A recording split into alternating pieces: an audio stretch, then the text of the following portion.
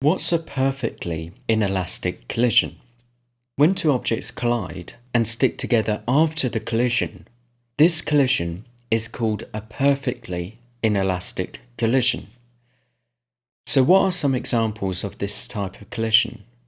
If we have two football players or two rugby players and they run towards each other and collide and move together as one mass after the collision, their collision is perfectly inelastic. So the same is true if two small asteroids collide and merge together.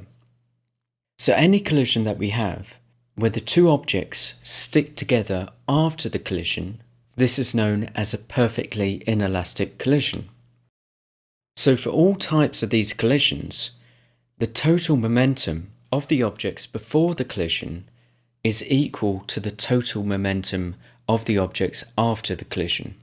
And this means momentum is conserved.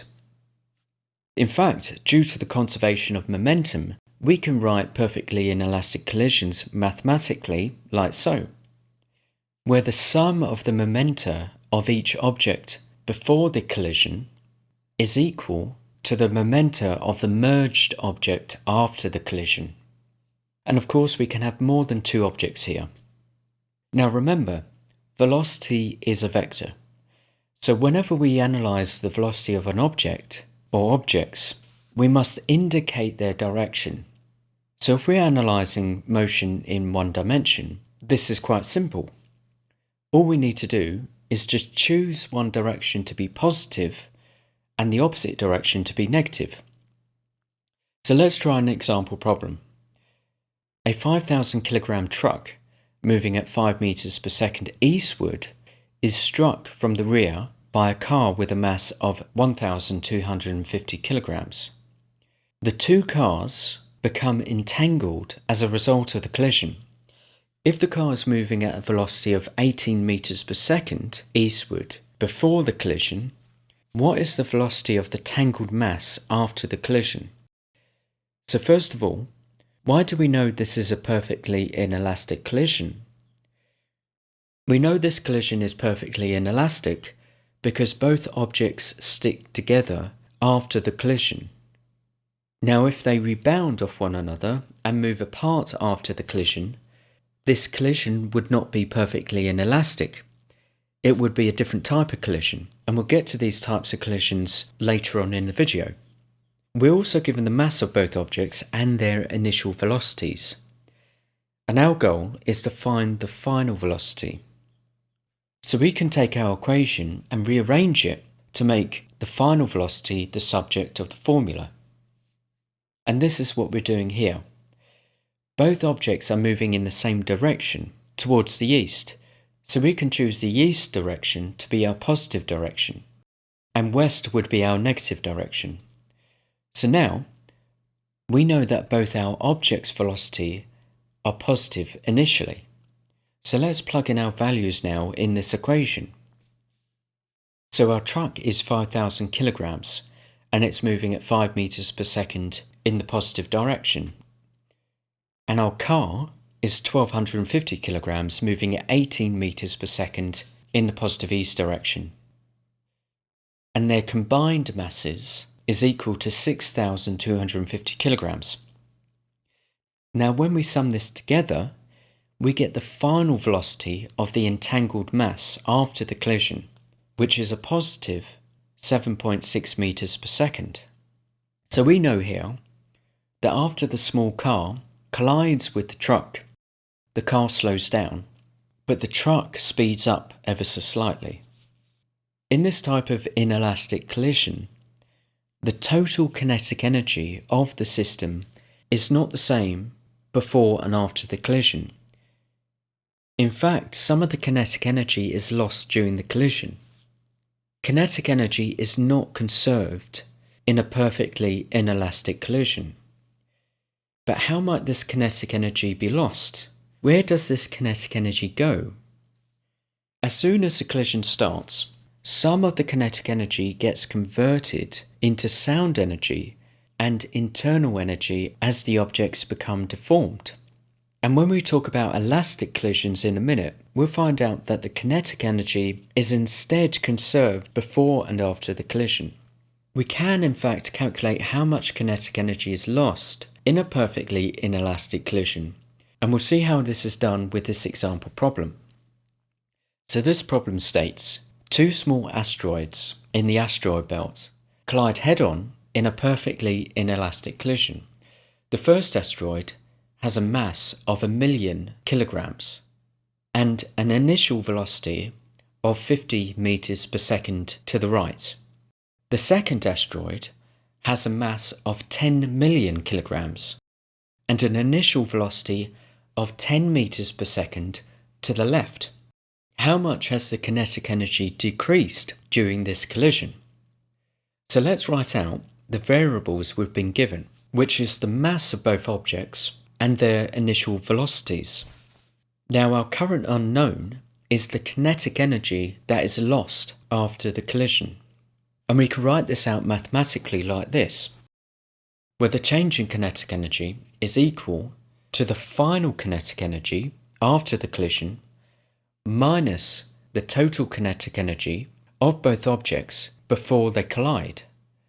Now we can write out the sum of the kinetic energies of this system in the initial state like this.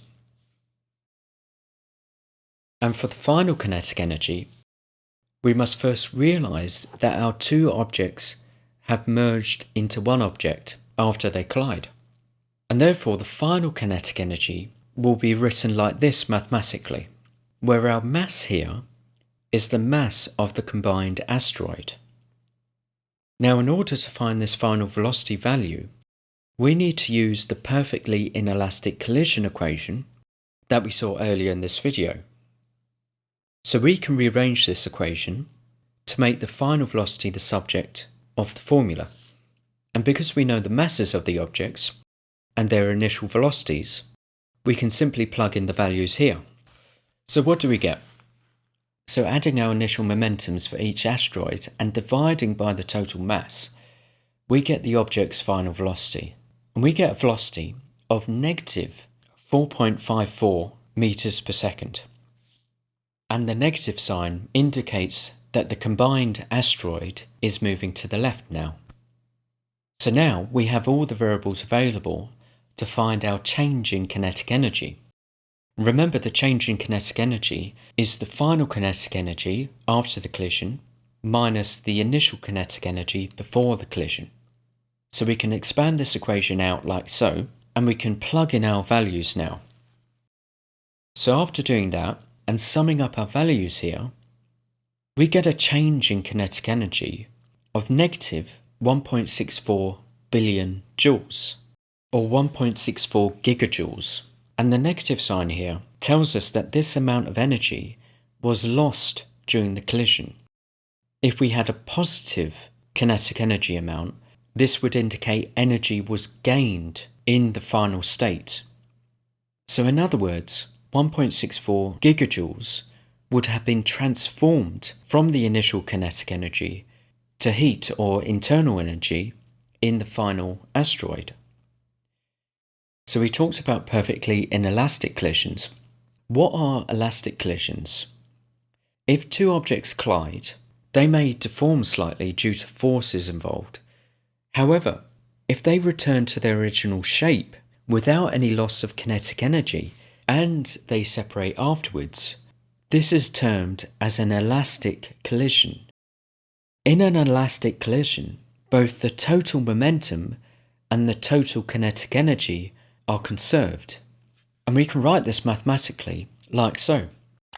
So the first equation here shows us the momenta of two objects before they collide, their initial state, and their momenta after the collision.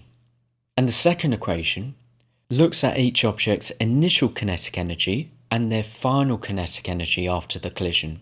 And you can see here that both the momentum and the kinetic energies before and after the collision are exactly the same.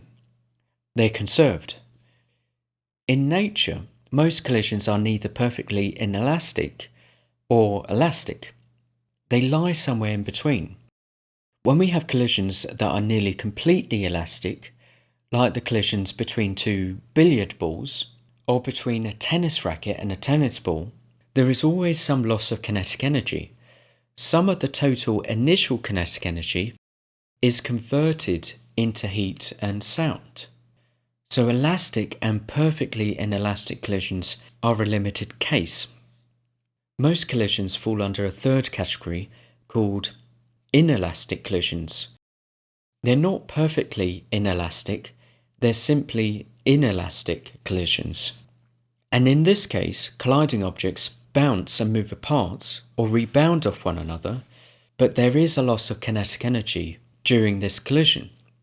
Now, if you want one example of a perfectly elastic collision where kinetic energy is conserved, we can look at how gas molecules rebound off one another and collide. And you'll learn more about this when you study kinetic theory of gases in thermodynamics.